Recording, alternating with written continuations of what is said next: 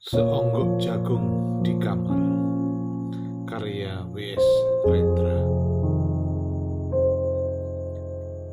Seonggok jagung di kamar, dan seorang pemuda yang kurang sekolahan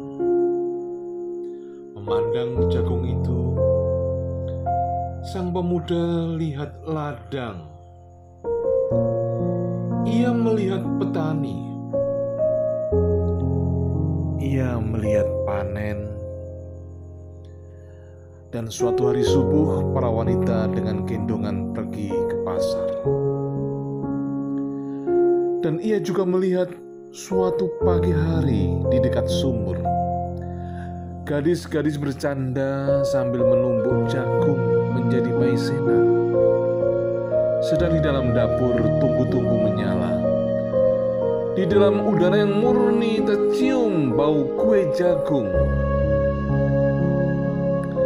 Seonggok jagung di kamar, dan seorang pemuda. Ia siap menggarap jagung. Ia melihat kemungkinan otak dan tangan siap bekerja. Tetapi ini seonggok jagung di kamar, dan seorang pemuda tamat SMA.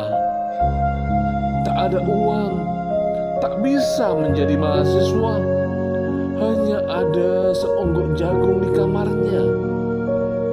Ia memandang jagung itu, dan ia melihat dirinya terlunta-lunta. Ia melihat dirinya ditendang dari diskotik.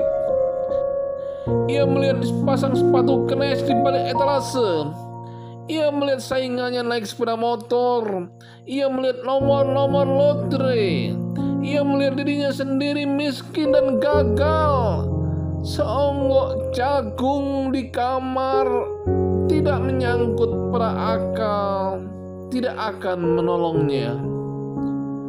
Seonggok jagung di kamar tak akan menolong seorang pemuda yang pandangan hidupnya berasal dari buku, yang tidak dari kehidupan, yang tidak terlatih dalam metode, dan hanya penuh hafalan kesimpulan, yang hanya terlatih sebagai pemakai, tetapi kurang punya latihan untuk bebas bekerja.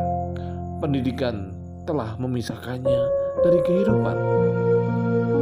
Aku bertanya, apakah gunanya pendidikan bila hanya akan membuat seorang menjadi asing di tengah kenyataan persoalan keadaannya?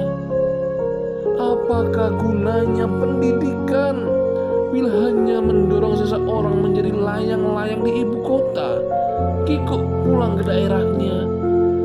Apakah gunanya seseorang belajar filsafat, sastra, teknologi, kedokteran, atau apa saja bila pada akhirnya ketika ia pulang ke daerahnya lalu berkata, "Di sini aku merasa asing,